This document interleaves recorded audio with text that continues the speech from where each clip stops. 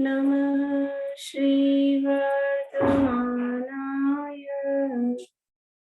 निर्भूतकलिलात्मने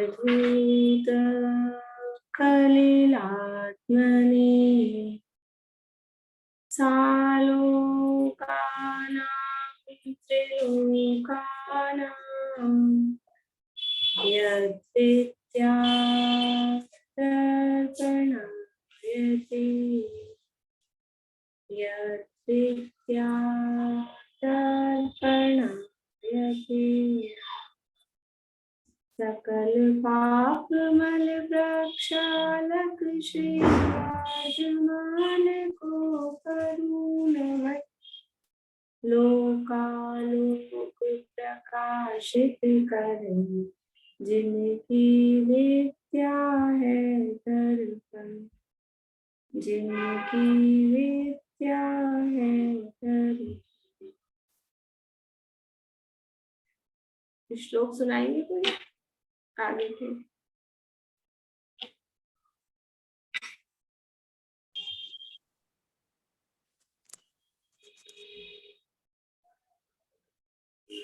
रत्नकर्ण शावकाचार्य नामक की ग्रंथ रचना चल रहा है और इसका पहला अधिकार सम्यक दर्शन अधिकार यहाँ चल रहा है और उसमें पहले सम्यक दर्शन का स्वरूप बताया। किसे कहा यहाँ सम्यक दर्शन? कविता जी। रत्नकर्ण शावकाचार्य के अनुसार सम्यक दर्शन किसे कहा? कविता जी अजमेरा। हाँ, सम्यक दर्शन जो नहीं यार ऐसे मिलते हैं आगे पार्ट पीछे सपाट एग्जाम हो गया तो बस मामला था। चलिए बोलिए शीला भाभी।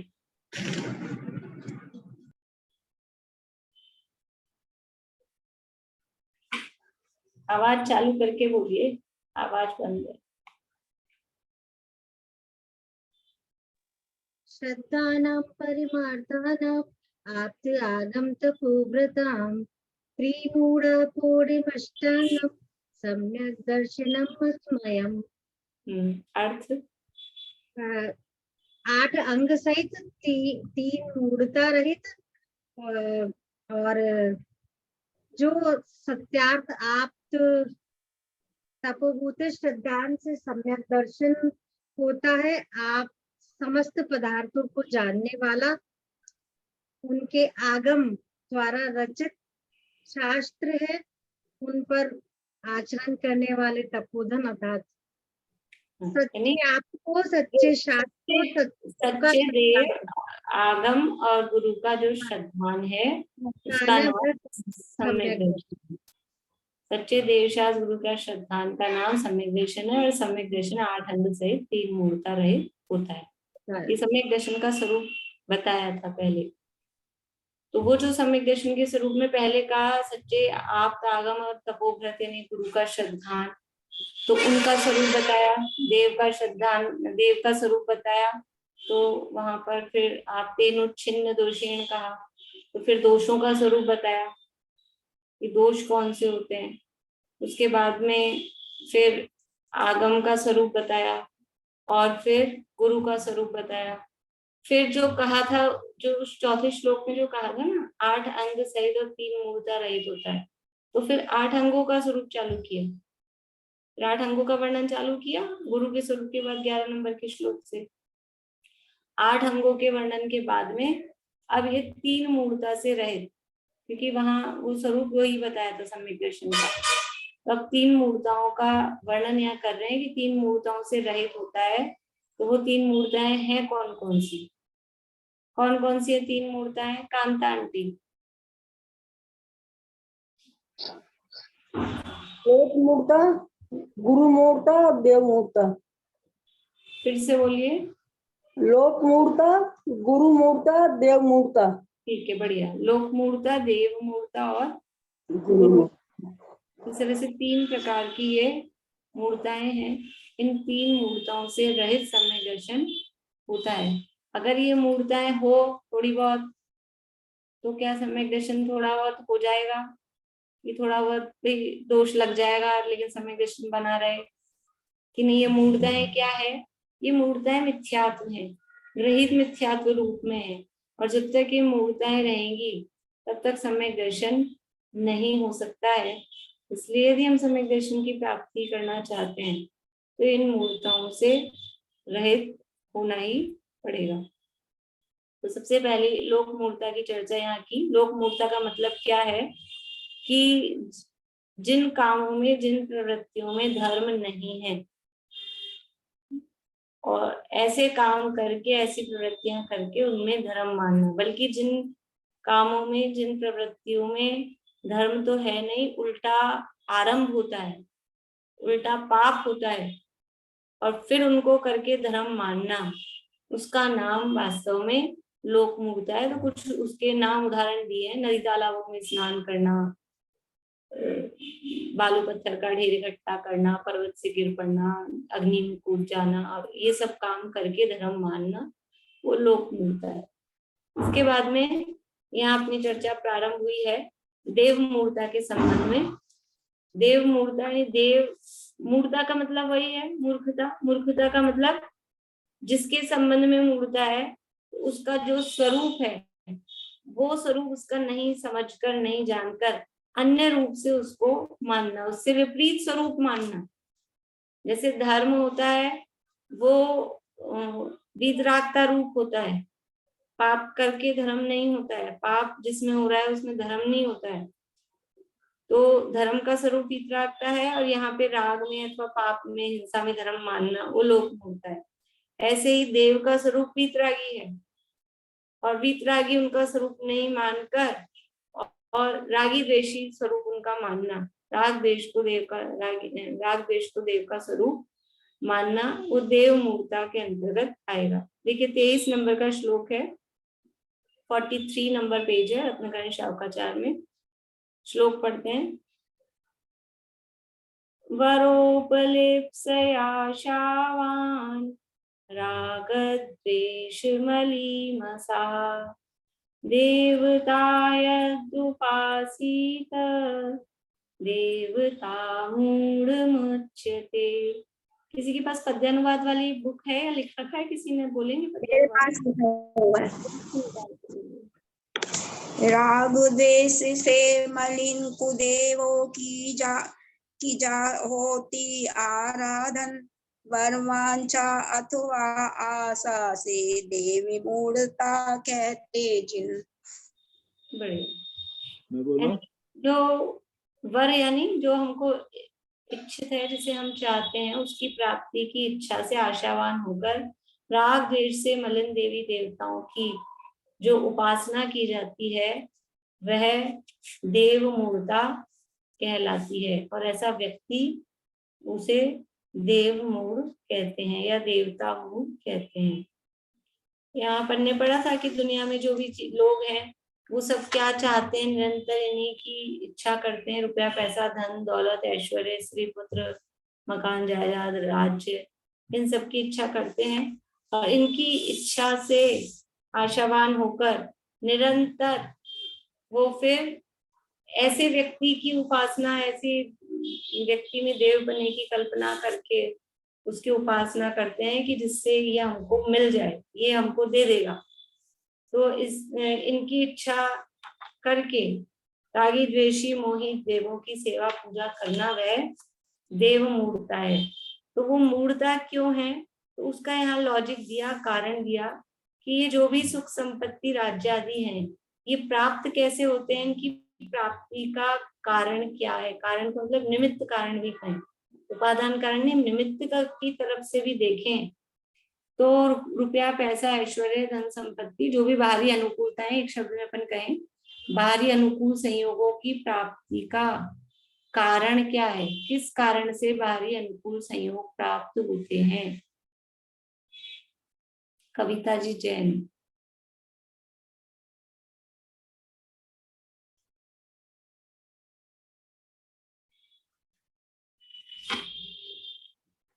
निशी जी। ये सारी बाहरी अनुकूलताएं हमें कर्मों के उदय से प्राप्त होता है। कर्म के उदय से? कौन से कर्म के उदय से? ये हमारे सातावेदनी कर्म होते हैं। बढ़िया।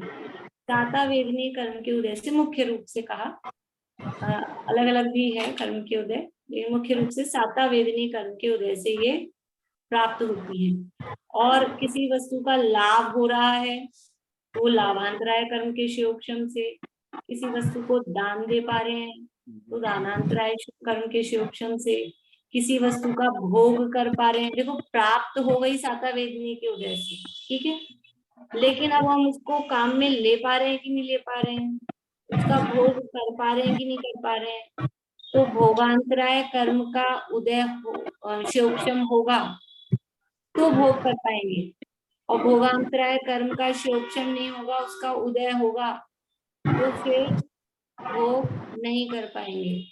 इसी तरह से किसी वस्तु को उपभोग सामग्री मिल गई तो उपभोगांतराय कर्म का अगर शियोक्षम होगा तो उसका उपभोग कर पाएंगे, और उपभोगांतराय कर्म का शियोक्षम नहीं हुआ, उसका उदय रहा, तो फिर उस वस्तु का उपभोग नहीं कर पाएंगे। तो ये भोग और उपभोग क्या है, कल अपन ने चर्चा की थी, भोग सामग्री क्या है और उपभोग सामग्री क्या है।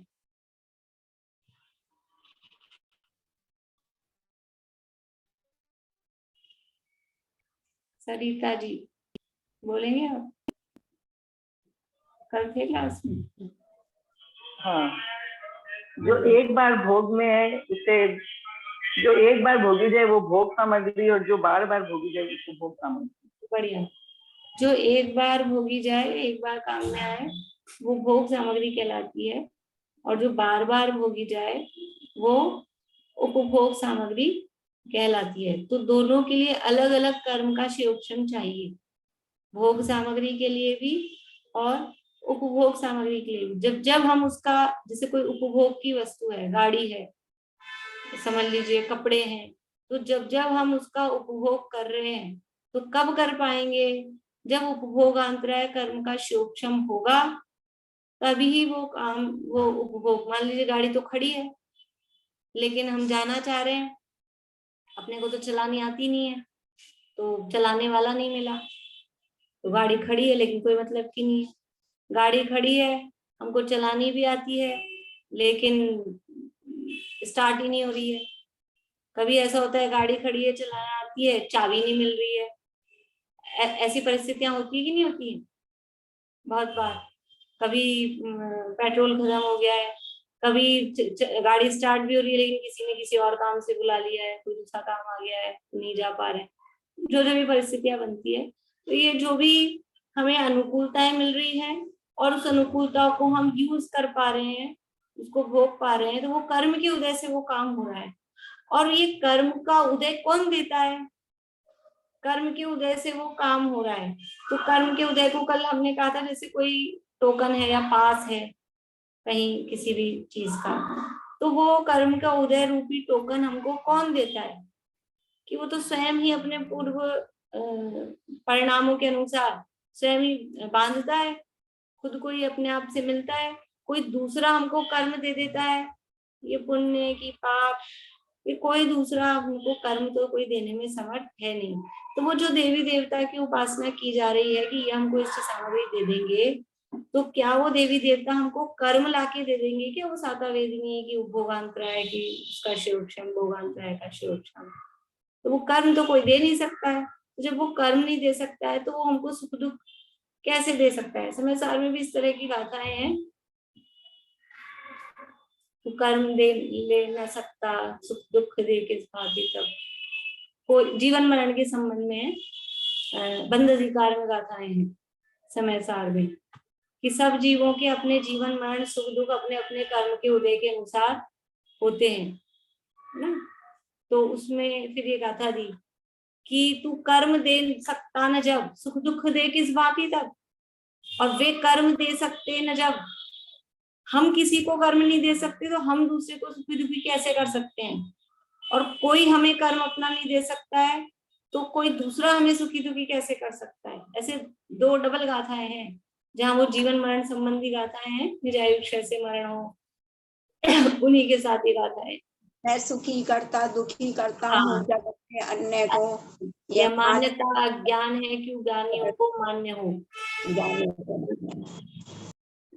कोई करे सुखी, वो पहला शब्द मुझे याद नहीं आ रहा, इसी के बाद की वो गाथाएं हैं। तो तू कर्म दे सकता न जब सुख दुख दे के मारो न मारो जीव को ये बंद नहीं, वो अधर। नहीं, मारने वाली नहीं, मैं सुख दुख संबंधी बोल रही हूँ, वाली नहीं है गाथा।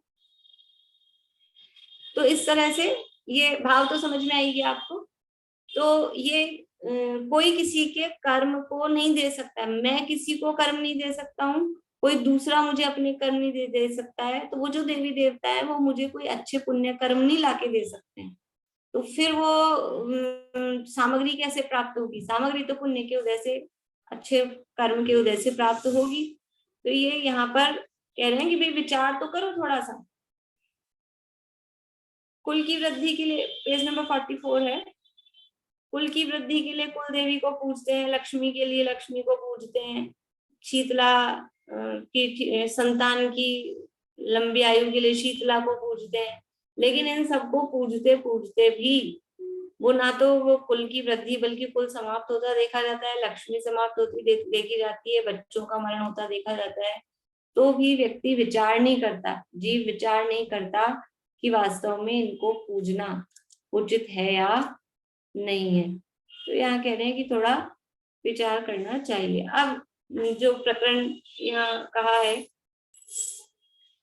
कि लास्ट, इस पैराग्राफ की लास्ट लाइन है, सेकंड पैराग्राफ की, व्यंतर क्षेत्रपाल आदि को अपनी सहायता करने वाला मानते हैं, सो यह मिथ्यात्व के उदय का ही प्रभाव है। ये मानते हैं कि कोई व्यंतर कोई क्षेत्रपाल ये हमारी सहायता कर देंगे, तो ये मिथ्यात्व के उदय का प्रभाव है। मिथ्यात्व के तीव्र उदय में ऐसा मान रहा है। अब यहाँ एक अलग मतलब इसी संबंध में उन्होंने प्रकरण लिखा, क्षेत्रपाल पद्मावती पूजन के संबंध में विचार, पेज नंबर 44। कितने ही कहते हैं चक्रेश्वरी पद्मावती देवी जो शस्त्र धारण किए हैं, जिन शासन की रक्षक हैं तथा सेवकों की रक्षा करने वाली हैं, प्रत्येक तीर्थंकर की एक एक देवी हैं, एक एक यक्ष हैं। इनकी आराधना करने से, पूजन करने से जिन धर्म की रक्षा होती है।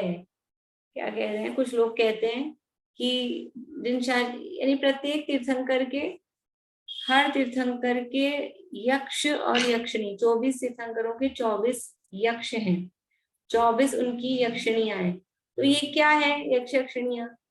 तो लोग कहते हैं कि इनकी रक्षा करने वाले हैं।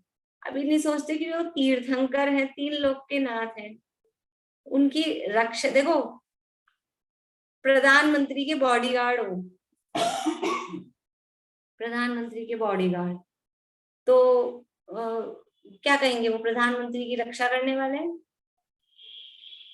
बॉडीगार्ड का मतलब अकेला रक्षा करने वाला नहीं होता है, वो बॉडीगार्ड उनके प्रभुत्व का प्रतीक है, वो उनके ऐश्वर्य का मतलब उनके पद का प्रतीक है। सौधर्मेंद्र के वहां स्वर्ग में उसके वो होते हैं लोकपाल। अपन ने पढ़ा 10 प्रकार के, इंद्र, सामानिक, पारिषद, आत्मरक्ष, लोकपाल, अनेक, प्रकीर्ण, गाभियोग। तो उनकी सेना होती है सौधर्मेंद्र की। तो क्या वहां स्वर्ग में भी युद्ध होते हैं? इधर उधर जाके चढ़ाई करते होंगे एक दूसरे पे, भी किसी के स्वर्ग पे दूसरा कब्जा कर लेता हुआ, ऐसा कुछ होता है? नहीं होता। फिर उनको सेना रखने की क्या जरूरत है? उनको अपने बॉडीगार्ड लोकपाल की क्या जरूरत है? कि वहां जरूरत की बात नहीं है, सब उनके वैभव के ऐश्वर्य के प्रतीक होते हैं कि ये इंद्र है, राजा है, तो राजाओं का ये वैभव ऐश्वर्य होता है। ऐसे ही भगवान के सेवक हैं, ये भगवान के ऐश्वर्य की, उनके ऐश्वर्य मतलब लौकिक ऐश्वर्य नहीं, पर उनके पद के अनुसार, उनकी महानता के, कि ये जो निरंतर यक्ष यक्षिणियां हैं ये सब इनकी सेवा में लगे रहते हैं। जैसे समझ लीजिए कोई कार्यक्रम हो अपने और बड़े बड़े विद्वान आ रहे हो, कि वीआईपी लोग आ रहे हो, ऐसे तो एक एक व्यक्ति को एक एक की सेवा में नियुक्त कर देते हैं कि इनका ध्यान आप रखोगे, इनका ध्यान आप रखोगे, इनको कोई दिक्कत नहीं हो, इनको कोई दिक्कत नहीं, इनको कोई कमी ना हो, ऐसा करते हैं। तो ऐसे ही यक्ष यक्षिणियां एक एक तीर्थंकर के वो सेवा में नियुक्त हैं, उनके सेवक हैं। और दुनिया में कुछ लोग, अज्ञानी लोग क्या कहते हैं कि ये जो शस्त्र धारण किए हुए हैं, चक्रेश्वरी, पद्मावती, ये जिन शासन के रक्षक हैं, सेवकों की रक्षा करने वाले हैं। प्रत्येक तीर्थंकर की एक एक देवी है, एक एक यक्ष है। इनकी आराधना करने से, पूजन करने से जिन धर्म की रक्षा होती है। ये धर्मात्माओं की भी रक्षा करते हैं, धर्मात्माओं की भी ये रक्षा करते हैं साथ में। जो हम भगवान की पूजन भक्ति आराधना कर रहे हैं, तो ये हमारी भी रक्षा करेंगे, धर्म की भी रक्षा करेंगे। इसलिए रक्षा तो कौन करेंगे? करने धरने वाले तो कौन है? ये तो कुछ करते नहीं है अंदर मंदिर में जो भगवान है, वो तो वीतरागी हैं, वो तो किसी का कुछ करेंगे नहीं। लेकिन ये जो यक्ष यक्षिणी अगल बगल में है, ये करेंगे। ये जिन धर्म की भी रक्षा करेंगे और ये अपनी भी रक्षा करेंगे। तो क्या करो, जिन शासन की प्रभावना में निमित्त बनती। हाँ, लेकिन वो तो मानते ऐसा है ना, अभी तो उनकी मान्यता चल रही है, कितने ही कहते हैं उनकी मान्यता चल रही है। तो वो क्या कहते हैं कि ये अपनी जिन शासन की भी रक्षा करेंगे, अपनी भी रक्षा करेंगे। इसलिए अंदर वाले भगवान को मानने पूजने से तो ज्यादा कुछ लाभ है नहीं, उनको भी पूज लेंगे, ढोक दिया आएंगे। लेकिन वास्तव में असली पूजन तो किसकी करनी चाहिए? इनकी, पद्मावती की, चक्रेश्वरी की। कि देने लेने वाले तो यही हैं, असली काम तो यहीं से होगा, ऐसा वो कुछ लोग कहते हैं। देखो ये तो पूरा भी इसमें प्रश्न दिया है, प्रश्न मतलब सामने वाले की मान्यता दी है।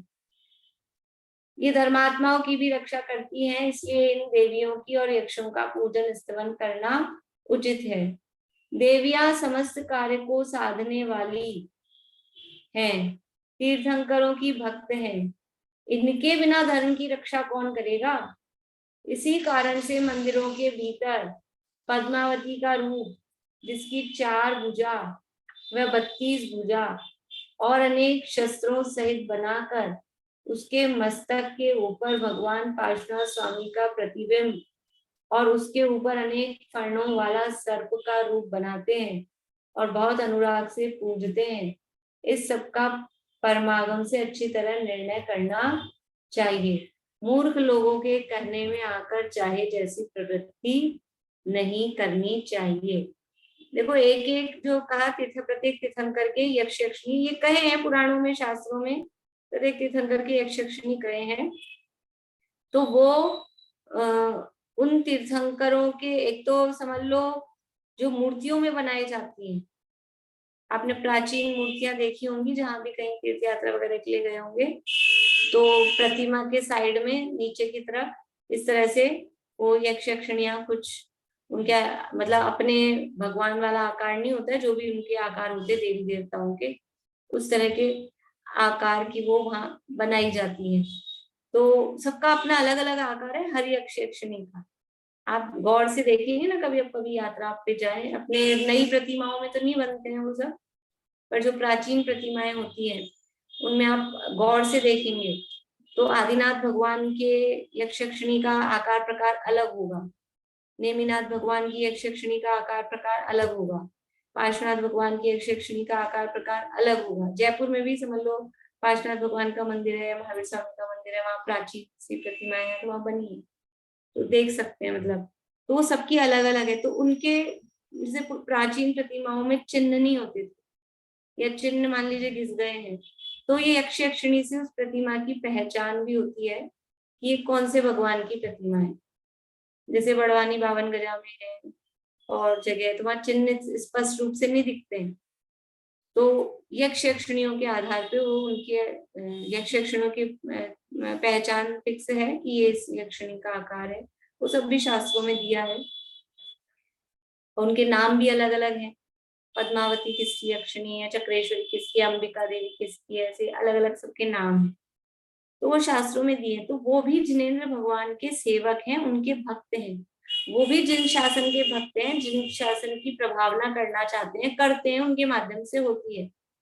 तो आप भी जिन शासन के भक्त हो, मैं भी जिन शासन की भक्त हूँ, हम सब जिन शासन के भक्त हैं कि नहीं, भगवान के भक्त हैं, जिन धर्म के भक्त हैं, तो हम एक दूसरे को पूजें। आपकी आवाज बहुत कटी कटी आ रही है आज। कटी कटी आ रही है क्या भाई? बहुत आवाज, हाँ समझ में नहीं आ रहा। एकदम सही आ रही है। मैम यहाँ पे बारिश आ रही है बहुत तेज, जिसकी वजह से आ रही है। अच्छा, हाँ, जयपुर हो में सकता बारिश आ रही है। है? हाँ बारिश आ रही हाँ, है, बहुत ओले तेज। आ रहे हैं। अच्छा, तो ठीक है, संक्रांति को सही आ रही है, भरतपुर में ही, जयपुर में नहीं, इसलिए तो जयपुर में आज तक हमारा- सही आ रही है, हमको भी आवाज सही आ रही है। एकदम सही आ रही है। चलिए ठीक है, सब मत बोलिए, ठीक है। आवाज तो सही आ रही है। अब जो भी है, जिसको जैसे आए वो थोड़ा कोशिश कर लीजिए, मतलब मेरी तरफ से प्रॉब्लम नहीं है, क्योंकि कुछ लोगों को सही आ रही है। तो क्या कह रही थी मैं? हाँ, मैं भी भक्त हूँ, आप भी भक्त हैं, सब भक्त हैं। तो फिर किसी को पूजे अपन एक को कि ये जिन शासन के भक्त हैं, कोई एक मान लो उनमें से एक बड़ा सेठ हो, भाई भक्त तो अपन सब हैं ही, फिर लेकिन कोई एक सेठ जी हो, बड़ा रुपया पैसा धन दौलत हो, तो फिर उनको पूजने लग जाए। ऐसा कर सकते हैं क्या? ऐसा करते हैं क्या? ऐसा करना चाहिए क्या? ये सभी भक्त है ना, आप भी भक्त हो, हम भी भक्त हो। आप सेठ हो तो क्या हुआ? आपका थोड़ा प्रभाव है, आप ऊंचे पद पे हो तो क्या हुआ? एक यथा योग्य सम्मान विनय कहीं कोई कार्यक्रम हो, वो बात अलग है, लेकिन सामान्य रूप से अभिवादन क्या होगा सबके प्रति? सबको ही जय जिनेंद्र करेंगे कि किसी को नमोस्तु नमोस्तु कर देंगे? एक दूसरे को सबको जय जिनेंद्र करेंगे। तो वो जो यक्ष यक्षिणियां हैं वो भी जिनेंद्र भगवान के भक्त हैं, हम भी जिनेंद्र भगवान के भक्त हैं, तो फिर उनको पूजने की बात कहाँ से आ गई? अब ये समझते हैं कि धनवान है मतलब स्वर्ग के वहाँ देवी देवता है, इनके पास थोड़ी सी ताकत ज्यादा है, जैसे सेठ जी के पास थोड़ा रुपया पैसा ज्यादा हो, तो ये अब ये रुपया पैसा इनके पास ज्यादा है तो ये कुछ अपने को दे देंगे।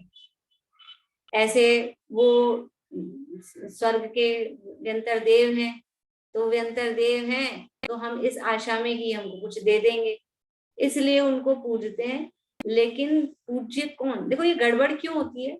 ये गड़बड़ इसलिए होती है कि पूज्यता कहाँ से प्रारंभ होती है, पूज्यता का आधार क्या है, ये पता नहीं चलता।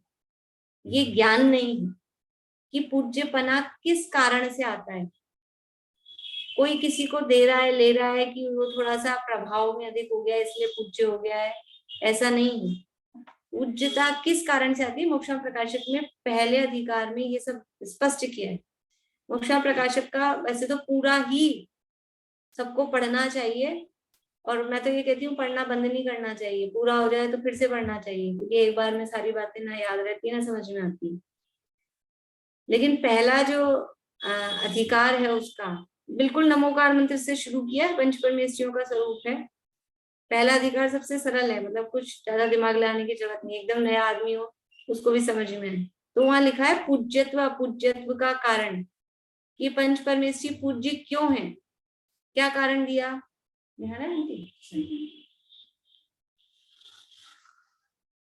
क्या कारण दिया? पूज्यता संयम तो है वो अलग, क्या कारण? ज्ञान की विशेषता और राग की हीनता। ज्ञानादि की अधिकता विशेषता और रागादि की हीनता से जीव पूज्य होता है। रागादि की हीनता, जिसके राग मंद हुए हैं या खत्म हुए हैं, कषाएं मंद हुई हैं, तो जीव पूज्य होता है, उसी को अपन संयम शब्द से कहते हैं। और ज्ञान की विशेषता, तो क्या ये यक्ष यक्षिणियों में रागादि की हीनता हुई है? और रागादि मंद का मतलब है कि 4 कषाय चौकड़ी है ना, तो कम से कम आधी तो कम हो, तब तो थोड़ा पूज्य माना जाए। आधी या आधी से ज्यादा कम हो, यानी 2 कषाय चौकड़ी या 3 कषाय चौकड़ी कम हो, तब पूज्यपना आता है। अब एक ही कम हुई मान लो किसी की, तो अभी तो 3 बाकी है, तो वो पूज्यपना नहीं आता। और ज्ञान आदि की विशेषता, कोई विशेष ज्ञान हो, तो ये जो यक्ष यक्षिणियां हैं इनमें रागादि की हीनता भी नहीं है और ज्ञान आदि की विशेषता भी नहीं है। इनसे विशेष विशेष ज्ञान तो सौधर्मेंद्र आदि जो ऊपर ऊपर के हैं उनमें होता है, उनको तो कोई नहीं पूछता, यक्ष यक्षिणियों को पूछते हैं। और वो तो नियम से सौधर्मेंद्र आदि जो इंद्र हैं बाकी के जितने भी, वो तो नियम से समय दृष्टि हैं वैमानिकों के तो, और ये तो नियम से जन्म से तो मिथ्या दृष्टि थे, व्यंतर है ना। व्यंतर जी जो देव होता है वो जन्म से तो, जन्म के समय तो नियम से मिथ्या दृष्टि ही जन्म लेता है। क्यों? क्योंकि सम्यक दृष्टि जी प्रथम नरक बिन षडभु ज्योतिषवान भवन षड नारीवान, यानी व्यंतरों में वो उत्पन्न नहीं होता है। तो जन्म के समय जब ये जन्म लिया था इन्होंने, तब तो नियम से मिथ्या दृष्टि थे। और कोई अब कहो कि अब हो गए सम्यक दृष्टि, तो अब अगर हो भी गए हों तो एक कषाय चौकड़ी का ही तो अभाव हुआ है, इन कषाय चौकड़ी अभी बाकी है, उससे पूज्यपना नहीं आता।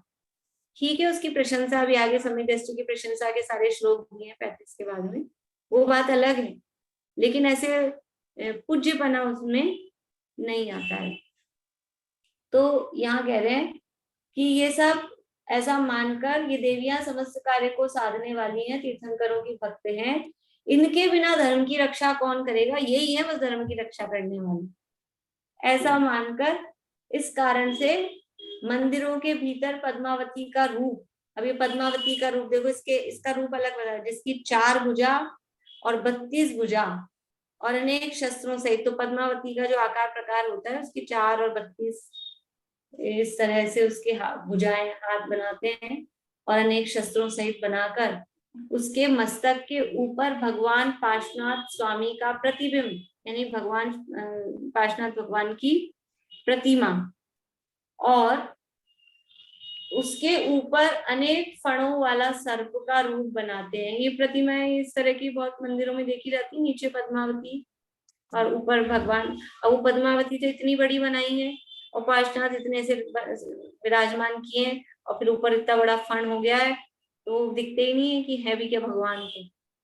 यानी नया व्यक्ति हो, बालक हो, तो वो तो यही सोचेगा कि इसको पूछते हैं देवी को, कोई कहे हम तो इनको पूछ रहे हैं पार्श्वनाथ को, पार्श्वनाथ दिखता रहे उनमें, तो छुप गए इतने से, तो ऐसा वो बनाकर पूजते हैं। कदाचित पद्मावती छोटी भी हो, पार्श्वनाथ बड़े भी हो, तो भी अभी आगे व्याख्या कर रहे हैं कि वो ऐसा बनाकर पूजना वो योग्य नहीं है। उसके ऊपर अनेक फणों वाला सर्प का रूप बनाते हैं और बहुत अनुराग से पूजते हैं। इस सबका परमागम से अच्छी तरह जानकर निर्णय करना चाहिए। पहले परमागम यानी शास्त्रों को पढ़ो, अच्छी तरह से पढ़ के फिर निर्णय करो कि क्या ये उचित है, ये ऐसे बनाकर पूजना वो उचित है। मूर्ख लोगों के कहने में आकर चाहे जैसी प्रवृत्ति नहीं करनी चाहिए। जो ऐसा कह रहे हैं ऐसा बनाकर पूजो, इससे तुम्हारे धर्म की रक्षा होगी, और धर्म की रक्षा होगी और साथ में असली मान्यता तो क्या है कि अपने को पुत्र मित्र धन बड़े ये सब मिल जाएगा, संपत्ति मिल जाएगी, ऐसी मान्यता से या ऐसी मान्यता रखने वालों की बातों में आकर ऐसी प्रवृत्ति नहीं करनी चाहिए। अब देखिए, प्रथम तो भवनवासी, व्यंतर, ज्योतिषी, इन 3 प्रकार के देवों में मिथ्या दृष्टि ही उत्पन्न होते हैं। नियम है, बोल्ड में दिया है, अभी अपन ने बात की कि भवनवासी, व्यंतर, ज्योतिष में जो उत्पन्न हो रहा है, जन्म ले रहा है, वो नियम से मिथ्या दृष्टि ही होगा जन्म के समय। कोई सम्यक दृष्टि हो पिछले भव का और फिर वो व्यंतरों में जन्म ले ले, भवनवासी में जन्म ले ले, ऐसा हो नहीं सकता है। तो अभी इनका जन्म, जो भी पद्मावती चक्रेश्वरी हैं, इनका जन्म व्यंतरों में हुआ है, इसका मतलब जन्म से मिथ्या दृष्टि है। और दूसरी बात की वो स्त्री है, सम्यक दृष्टि जीव भवनवासी में, भवनत्रिक में भी उत्पन्न नहीं होता और स्त्री पर्याय में भी उत्पन्न नहीं होता। ये तो डबल वो है इनके साथ, तो भवनवासी भी है यानी व्यंतर भी है और स्त्री भी है, इसलिए किसी भी रूप से जन्म से सम्यक दृष्टि नहीं हो सकती है। भवनवासी, व्यंतर, ज्योतिषी, इन 3 प्रकार के देवों में मिथ्या दृष्टि ही उत्पन्न होते हैं। सम्यक दृष्टि भवनत्रिक देवों में उत्पन्न ही नहीं होता है, स्त्री पर्याय में भी नहीं जाता है। पद्मावती चक्रेश्वरी तो भवनवासिनी तथा स्त्री पर्याय में है, क्षेत्रपाल आदि व्यंतर हैं। पद्मावती तो स्त्री है और क्षेत्रपाल जो है वो व्यंतर हैं, भले ही पुरुष हो लेकिन व्यंतर हैं। उनमें सम्यक दृष्टि कैसे उत्पन्न होगा? उनमें तो नियम से मिथ्या दृष्टि ही उत्पन्न होते हैं। ऐसा हजारों बार परमागम में कहा है। कहाँ कहा है? 2-4 बार तो अपन ने देख लिया। एक छड़ाला का है, यहाँ लिखा हुआ है सम्यक दृष्टि भवनत्रिक देवों में उत्पन्न ही नहीं होता। फिर लिखे हैं पद्मावती तो भवनवासिनी में है, पद्मावती चक्रेश्वरी, पद्मावती भवनवासिनी में है ना।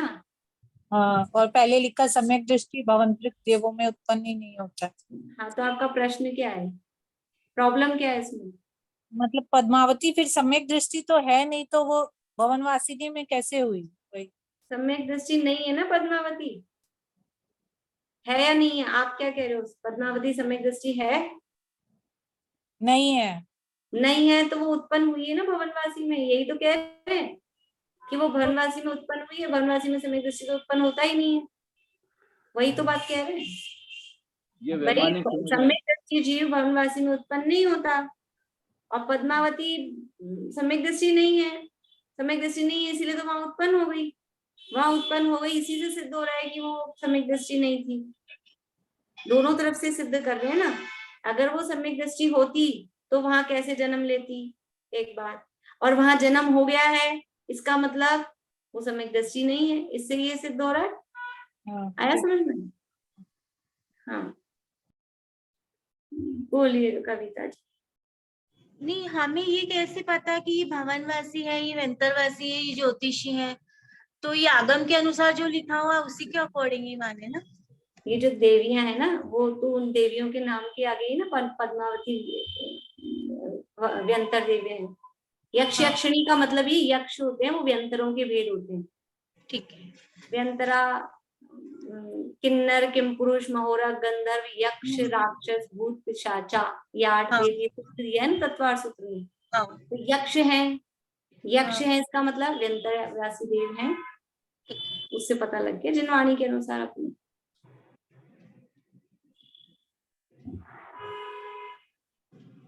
तो ऐसा हजारों बार परमागम में कहा है।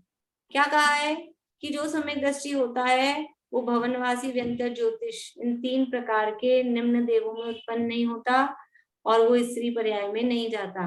तो छेड़ाला में पढ़ा, अभी यहाँ पे आगे श्लोक आने वाला है। सम्यक दर्शन शुद्धा नारक तिर्यक नपुंसक स्त्रीत्वानि दुष्कुल विकृत अल्पायु दरिद्रताम च विजंती, ये दिया है ना। तो ये 2 तो यहाँ अपन ने पढ़ ही लिए। इसके अलावा भी अन्य अन्य अनेक शास्त्रों में ये सब नियम दिए हैं। करना नियोग के आधार पे कुमारसर आदि शास्त्रों में भी इस तरह की गाथाएं और नियम दिए। तो कह रहे हैं हजारों बार शास्त्रों में परमागम में कहा है कि सम्यक दृष्टि वहां उत्पन्न नहीं होता है, लेकिन तुम परमागम तो पढ़ो नहीं, परमागम नहीं, शास्त्र तो पढ़ो नहीं, जिनवाणी तो पढ़ो नहीं, और फिर कुछ भी ऊपर शब्द क्या दिया था, ऐसा मूर्ख लोगों के कहने में खाली, इसीलिए खाली दूसरों की सुनी सुनाई बातों के आधार पे काम नहीं चलना चाहिए।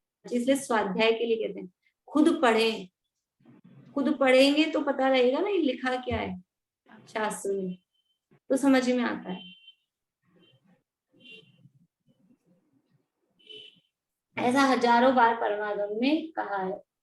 यदि इनको जैन धर्म से प्रीति है तो जिन धर्म के धारकों से अपनी पूजा वंदना नहीं चाहेंगे, जो जैनी है और अपने को अव्रती जानता है, वह सम्यक दृष्टि से अपनी वंदना पूजा कैसे कराएगा? साधर्मियों का उपकार तो वह बिना कहे ही करेगा। यदि वो वास्तव में सच्चे जिन धर्मी होते हैं, जिन भक्त होते, सम्यक दृष्टि होते, तो उसको इतना तो ज्ञान होता है ना कि अगर मैं सम्यक दृष्टि हूँ तो सम्यक दृष्टि हूँ तो मुझे जो भी जिन धर्म से प्रेम रखने वाले हैं उनकी सहायता करनी चाहिए। मतलब सहायता का भाव उसको अगर आए तो उनसे आएगा सहायता करने का भाव, और उसको अगर धर्म से प्रीति है, सच्ची उसको जैन धर्म से प्रीति है, तो वो उसको ये भाव नहीं होगा कि लोग मेरी पूजा वंदना करें। देखो धर्म से जिनको प्रीति है तो वो धर्म का प्रभाव हो, धर्म की प्रभावना हो, ये चाहेंगे। मेरा मान सम्मान हो खाली ये नहीं चाहेगा।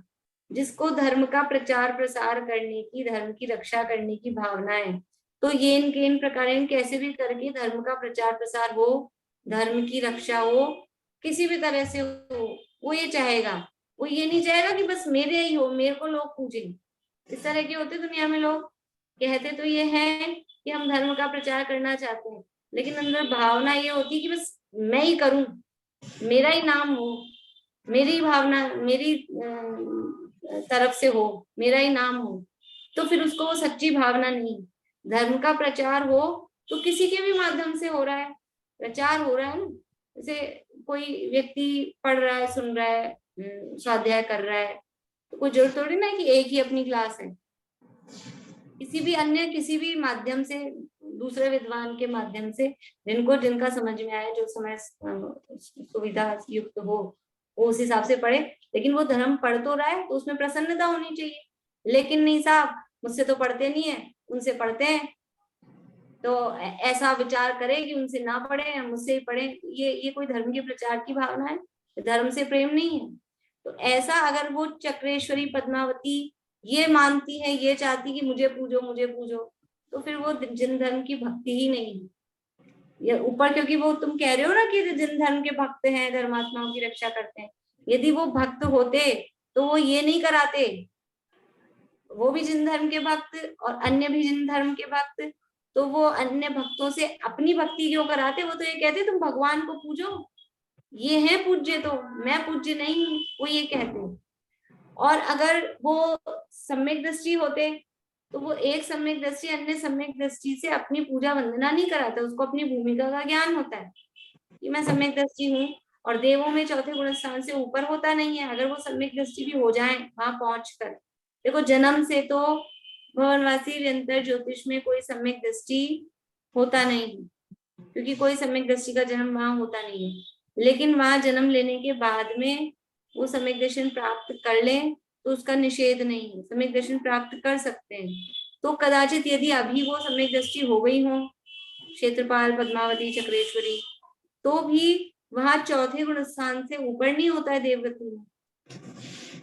तो चौथे गुण स्थान वर्ती है ना, और चौथे गुण स्थान से पूज्यपना नहीं आता है, संयम नहीं होता है, इसलिए पूज्यपना नहीं आता है।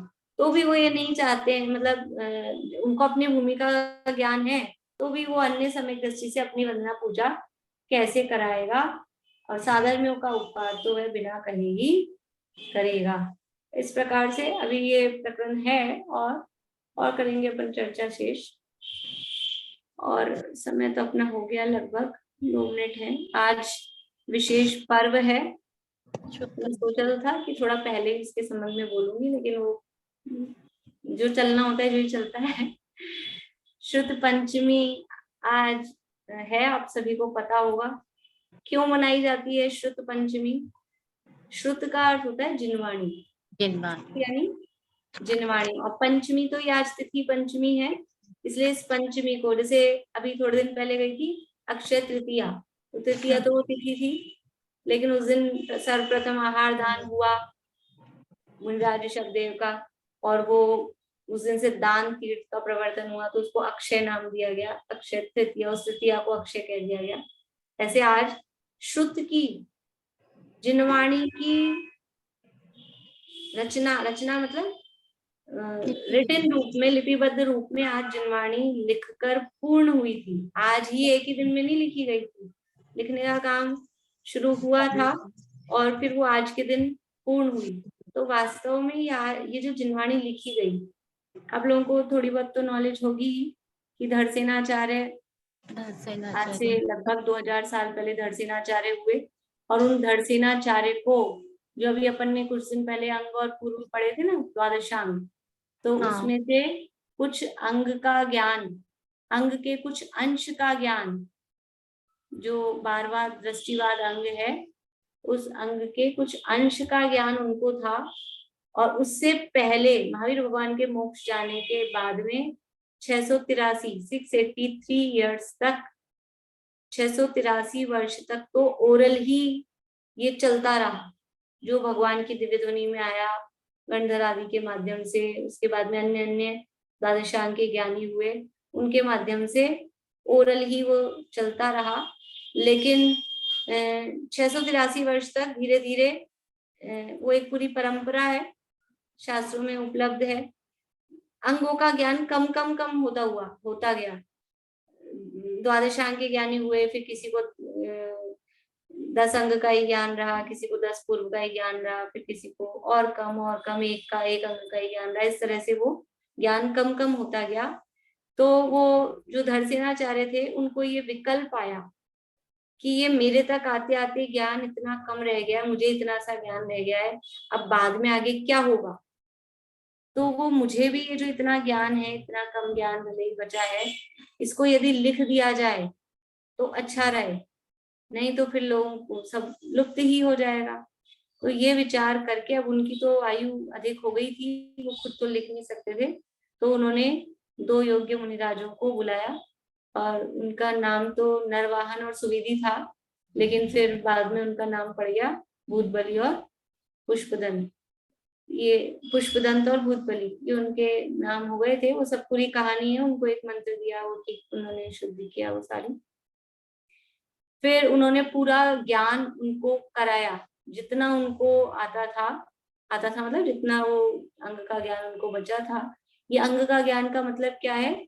सीधा जो महावीर भगवान की दिव्य ध्वनि में जो आया वर्णन, उस दिव्य ध्वनि के अंश का ज्ञान था। वो जो अंग का ज्ञान था का मतलब वो जो दिव्य ध्वनि का के थोड़े अंश का ज्ञान उनको था साक्षात। तो वो उन्होंने पुष्पदंत महाराज और भूतबली महाराज को सिखाया, और फिर कहा कि अब जाके इसको तुम लिखना चालू करो। तो जब वो समझ लो चौमासा लगने वाला था, तो चौमासा कब लगता है? अभी सावन, आषाढ़ में तो उन्होंने वो ज्ञान उनको दे के चुके, वो आषाढ़ में दे के चुके, और उसके बाद उनको भेज दिया।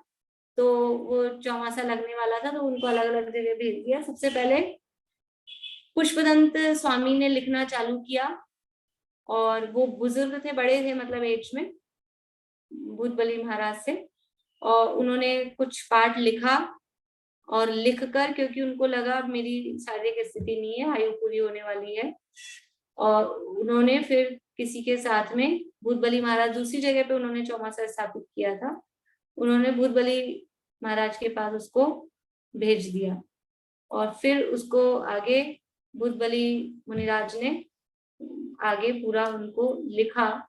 ऐसे करके 6 खंड शास्त्र जो लिखे, उसके 6 खंड, यानी 6 उसमें चैप्टर्स, अपन चैप्टर बोलते हैं, अध्याय बोलते हैं, उसको उन्होंने खंड नाम दिया। इस तरह से 6 खंड आगम, 6 खंड जिस आगम में है, आगम मतलब जो भगवान की वाणी आप्त के द्वारा जो कही गई है, गणधरों के द्वारा जो बूझी गई है, और मुनिराजों के द्वारा जो लिखी गई है, ऐसा 6 खंडागम ग्रंथ उन्होंने आज के दिन, ज्येष्ठ शुक्ला पंचमी के दिन वो लिखकर पूरा किया। आप सोचिए अगर ये नहीं होता आज, इसी समय, यद्यपि ये षटखंडागम के आधार पर ये शुक्ल पंचमी प्रसिद्ध है, पर इसी समय इसी पैरेलल में एक गुणधर आचार्य भी हुए थे, और उन्होंने कषाय प्राभृत नाम का एक ग्रंथ लिखा उसी समय। वो भी उनको भी वही अंगों के अंश का ज्ञान था, उसी तरह उसी के समकक्ष वो ग्रंथ है। और ये षटखंडागम ग्रंथ आज के दिन पूरा हुआ, तो क्या काम हुआ ये आज के दिन? वो केवल ज्ञान की सुरक्षा हुई, नहीं तो सब यूं ही चला जाता। केवल ज्ञान की सुरक्षा का दिन है आज, या आज के दिन वो जिनवाणी लिखकर पूरी हो गई। तो आचार्य को ये विकल्प आया, धरसिंहाचार्य को, कि इसको हमें सुरक्षित रखना चाहिए, करना चाहिए। और उनके इतने से विकल्प से, ये अगर आप सोचिए, हम विचार करें, यदि उनको ये विकल्प नहीं आया होता और वो षटखंडागम वो नहीं लिखते, और वो लिखने की परंपरा नहीं चलाते, उसके बाद से फिर ग्रंथ लिखना चालू हुए, तो यदि वो लिखने की ये पद्धति या परंपरा प्रारंभ नहीं करते, तो हमारा क्या होता? क्या होता है कि यदि ये जिनवाणी नहीं होती, तो हमको कैसे कुछ भी, जो भी ज्ञान आज उपलब्ध है, मैं जीव हूं, ये भी हमको कैसे पता लगता? क्योंकि ज्ञान तो इतना हीन होता जा रहा था, क्या पता क्या क्या तो बचता अब तक। तो अभी तो हमारा ज्ञान इतना हीन हो गया है कि 2 दूनी 4 को भी हम कैलकुलेटर में करते हैं, जरा सा छोटा सा गुणा भाग जोड़ बाकी करना हो, इतनी स्थिति हो गई। एक टेलीफोन नंबर याद नहीं होगा अभी अपने को। ये जितने साधन सुविधाएं आ गई हैं, तरक्की दिखती है, लेकिन तरक्की नहीं है। पहले नहीं होते थे कैलकुलेटर और मोबाइल, तो फोन नंबर याद होते थे, थोड़े जोड़ बाकी गुणा भाग अपने को आते थे, कर लेते थे। अब क्या है? अब तो पराधीन है सब। तो ये ऐसे ही शास्त्र में जिनवाणी की बात यदि ये शास्त्र में नहीं लिखी गई होती, ये आगम नहीं लिखे गए होते, तो हम कैसे अपने स्वरूप को, छह द्रव्यों के स्वरूप को, सात तत्व के स्वरूप को जान पाते। तो हमें अवश्य ही ये आचार्यों का, है तो शुद्ध पंचमी, लेकिन वास्तव में आचार्यों के भी उपकार को हमें नहीं भूलना चाहिए, कि जिन्होंने अपने प्राणों की कीमत देकर भी ये जिनवाणी, ये लिखना कितना कठिन, उस समय कोई साधन सुविधा, कोई कागज नहीं होता था, कोई पेन नहीं होता था, कोई कंप्यूटर लैपटॉप नहीं होता था कि जब जब जब जब करके टाइप कर दिया। तो ताड़ पत्रों पर कांटे से उसको लिखना, फिर उस ताड़ पत्रों को सुरक्षित रखना। वो श्रावक भी समझ लो बहुत धन्यवाद और साधुवाद के पात्र हैं जिन्होंने इन ताड़ पत्रों को सुरक्षित रखा। और उसके बाद भी बहुत समय तक ये, वो तो कन्नड़ लिपि में लिखी गई थी, गोल गोल जलेबी जैसे अक्षर। तो एक अक्षर हमें, काला अक्षर भैंस बराबर है हमारे लिए वो गोल गोल अक्षर कन्नड़ लिपि। तो जिन लोगों ने इसकी पूरी बहुत लंबी वो है, एक जैन कोश पे इसके हैं, मैं अगर याद रहेगा आज तो लिंक डालूंगी, आप लोग सुनना जरूर जब भी, कि 4-5 मतलब क्लासेस हैं उसकी, किस तरह से ये शास्त्र छपे गए हैं। आज हमको ये षटखंडागम के ऊपर जो टीका लिखी गई है वीरसेन स्वामी की, धवला टीका, षटखंडागम और कषाय पाउंड दोनों पर, तो उसके 39 बुक्स हैं, वो 39 बुक्स छपी हैं वो टीका की। वो किस तरह से प्राप्त हुई, कितनी मेहनत उनको प्राप्त करने में, उनको छपवाने में, इतना आसान काम नहीं है। उसको लिखना, पहले हस्तलिखित प्रतियां होती थी, हाथों से लिखना, कागज बन गया था, तब कागज का आविष्कार हो गया। उसके बाद में भी छपाना, फिर उसके बाद में इसमें कोई अशुद्धि न रह जाए, प्रूफ रीडिंग करना, और बराबर उसके सारी, तो ये सब काम हमारे पूर्वजों ने बहुत मेहनत करके किया। हमको तो सब रेडी टू ईट है, हमको केवल चम्मच उठा के मुंह में भी डाल दी गई है, लेकिन फिर भी हम चबा के निगले नहीं। ये सब मुंह में, ये यूट्यूब और ये सब जो भी आ गई ना सुविधाएं, ये सब ऐसा है कि हमारे मुंह में चम्मच रखी हुई है। इतनी सुविधाएं हमको मिली हैं, पीडीएफ उपलब्ध हैं, हम कहीं जाए हैं, कुछ भी हमारे हाथ में सारी जिनवाणी रहती है एक छोटे से मोबाइल में, ये सब हमको सुविधाएं मिल गई हैं। तो असली श्रुत पंचमी मनाना कब सार्थक होगा? सुबह पूजन कर ली, अच्छी भारी भारी पीली साड़ियां पहन के जिनवाणी को सिर पे विराजमान करके जुलूस निकाल लिया, रथ यात्रा निकाल ली, हो गई शुद्ध पंचमी, खूब बढ़िया हो गई। इसका नाम असली शुद्ध पंचमी नहीं है। असली शुद्ध पंचमी ये है कि वो आचार्यों ने जिस उद्देश्य से शुद्ध की रचना की, उनका उद्देश्य क्या था कि हम जीव, जो संसारी जीव हैं, वो इस जिनवाणी के माध्यम से इस संसार से पार होने का रास्ता प्राप्त करें, इस जिनवाणी को जीवन में उतारे। जिनवाणी को जीवन में उतारे मतलब उनके बताए हुए मार्ग पर चलकर अपनी आत्मा का आश्रय करें, वस्तु का स्वरूप समझें, वस्तु स्वरूप क्या है, सिद्धांत क्या है, वो समझकर जीवन में उतारें अवश्य ही। और स्वाध्याय कब होगा ये सारा काम, जीवन में कैसे उतरेगा? इस स्वाध्याय, जिनवाणी की भक्ति खाली चवर ढोलने से और नाचने से जिनवाणी की भक्ति नहीं होती। जिनवाणी की भक्ति स्तुतियां गा लेने से नहीं होती। जिनवाणी की भक्ति है उसका स्वाध्याय करने से। जिनवाणी माँ का स्वाध्याय करना, वो असली जिनवाणी की भक्ति है। और दूसरे रूप में जिनवाणी की सुरक्षा, एक तो जिनवाणी की सुरक्षा ये लिपिबद्ध हुई, दूसरी तरह से जिनवाणी की सुरक्षा कि हम ये जो कागज में अब जिनवाणी अपने को उपलब्ध है, तो ये फटे नहीं, खराब नहीं हो, जीर्ण शीर्ण नहीं हो गई हो तो हम उसको सुरक्षित करें। पूजन आदि करते समय चावल वगैरह वो किताबों में नहीं छूट जाएं, केसर के हाथ, गीले हाथ, ये सब इससे जिनवाणी खराब होती है, उसमें जीव भी उत्पन्न होते हैं। तो इस रूप में भी जिनवाणी की सुरक्षा करें कि जिनवाणी में दीमक नहीं लग जाए, कीड़े। अब दीमक तो लगेगी नहीं, खोल के पड़ेंगे, जमी रहेगी अलमारी में, तो दीमकों का टाइम मिलेगा ही आने का, उसमें लगने का। तो ये दूसरे टाइप से वो व्यवहारिक सुरक्षा हो गई। और असली सुरक्षा क्या है जिनवाणी की? निश्चय से जिनवाणी की सुरक्षा क्या है? तो धरसेनाचार्य ने ताड़ पत्रों पर लिपिबद्ध करा के जिनवाणी सुरक्षा कराई। उससे पहले कैसे जिनवाणी सुरक्षित थी? उससे पहले सुरक्षित थी अपने माइंड में, अपने उपयोग में, स्मरण में। तो हम भी जिनवाणी को असली सुरक्षा किस प्रकार दे सकते हैं? जिनवाणी की असली सुरक्षा क्या है कि हम याद करें, हम अपने दिमाग में जिनवाणी को सुरक्षित करें। अब ये कागजों का क्या है, तो कभी भी समझ लो नष्ट हो सकते हैं।